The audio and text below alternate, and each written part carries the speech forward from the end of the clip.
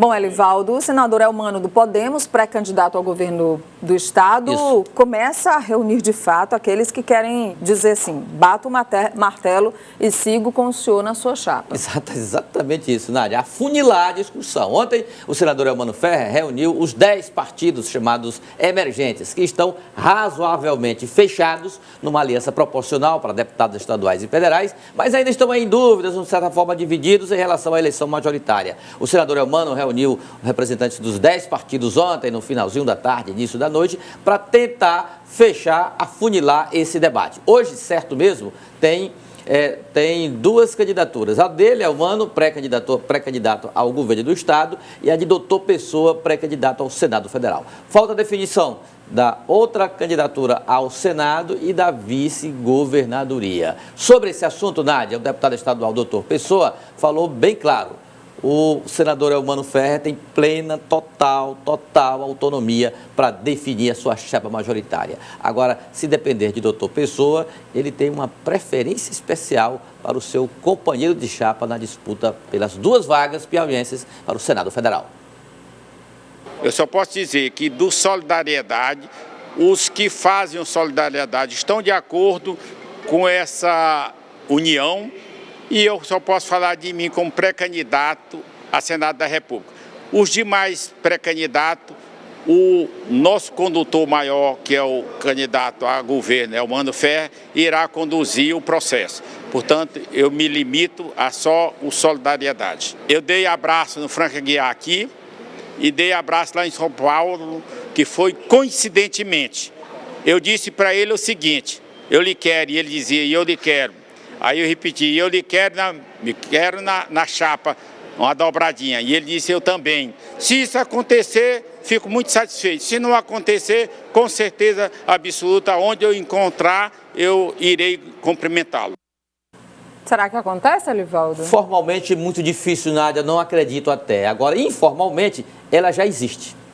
Já existe, né? Informalmente já existe. Vamos supor, Franca Aguiar consiga decolar a sua candidatura, até mesmo lá na base governista, ou uma candidatura avulsa. Na prática, ele e doutor Pessoa estarão na mesma estrada, na mesma bitola.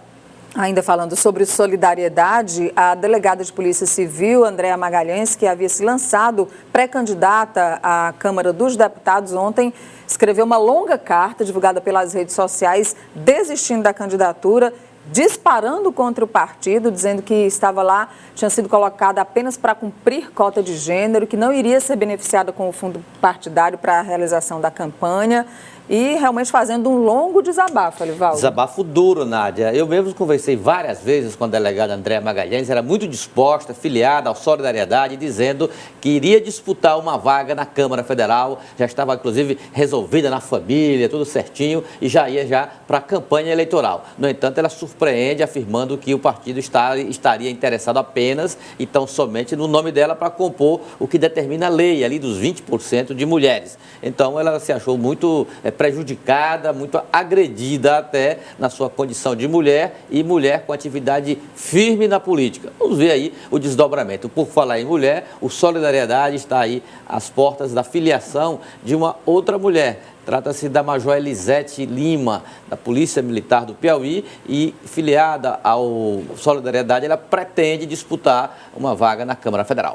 Vamos a Brasília conversar com o Délio Rocha, ainda no nosso assunto eleições. O Délio traz para a gente as informações sobre essa movimentação. Essa semana nós tivemos, ontem o Délio mostrou aqui no Jornal do Piauí, na TV Cidade Verde, os debates, as sabatinas, as participações dos vários pré-candidatos à presidência da República. Tem passado e têm sido convidados para participações em vários eventos, Délio. E o tucano Geraldo Alckmin, depois de inúmeros eventos, tem procurado um rumo melhor, um ninho melhor, digamos assim, para se abrigar nessa fase definitiva e que vai definir como a chapa irá ser composta, porque a partir do dia 20 nós temos o início das convenções e é preciso essa definição. Délio, bom dia. Nádia Rodrigues, bom dia para você, para o Elivaldo Barbosa, para todos que nos acompanham pelo Notícia da Manhã. Olha, Nádia, o nome de Geraldo Alckmin como pré-candidato à presidência da República vem sendo questionado dentro e fora do ninho tucano, e isso tem dificultado a construção de uma coalizão de centro. Vários partidos defendem aí uma união ainda no primeiro turno, mas não sabe ainda, tem dúvidas se o nome de Alckmin é o mais adequado para essa união. E, portanto, aí neste cenário acaba surgindo o nome do prefeito de São Paulo, João Dória, que hoje é pré-candidato ao governo do estado, como uma opção para ser candidato à presidência da República e para comandar essa coalizão de centro. E no meio dessas negociações, Nádia, está o presidente Michel Temer. Nesta semana, na segunda-feira, ele recebeu o prefeito João Dória Júnior aqui em Brasília, no Palácio do Jaburu, onde mora Michel Temer. No dia seguinte, na terça-feira, Temer jantou com o ex-presidente Fernando Henrique Cardoso e o principal assunto do encontro deles foi essa coalizão de centro e quem poderia encabeçar essa coalizão. Já o ex-governador Geraldo Alckmin, ele tenta contornar essas dificuldades. Na quarta-feira, ele jantou com lideranças dos partidos que formam o Centrão, como o DEM, o PRB e o Progressistas, mas durante um jantar, Nádia, ele falou o que quis e acabou ouvindo também o que não quis. O prefeito de Salvador, ACM Neto, que é o presidente nacional do DEM, chegou e disse para Alckmin que antes dele encabeçar uma coalizão de centro, o tucano precisa se viabilizar eleitoralmente, precisa viabilizar essa candidatura. Tá aí, Nádia, mais uma pressão para o ex-governador Geraldo Alckmin. Isso mostra as dificuldades que ele vem enfrentando para viabilizar a sua candidatura à presidência da República, Nádia. É como dizer que o Elivaldo, viu, Délio? Se uma candidatura natural já é meio difícil, complicado diante de tantas circunstâncias, imagine uma que precisa de todas as formas se viabilizar. A partir da própria sigla ao qual o político é filiado. E isso não eu falo, Délio e Nádia, não é só em relação ao PSDB, não. Em relação a outras siglas, o MDB da mesma forma, outras legendas que trabalham internamente essas candidaturas e muitas vezes elas são lançadas, porém mal resolvidas. O efeito é imediato, é no desempenho eleitoral, já a partir da pré-campanha. Délio, a gente está falando muito aqui da seleção brasileira. Primeiro eu queria saber o seu palpite para o jogo de logo mais às 3 horas da tarde.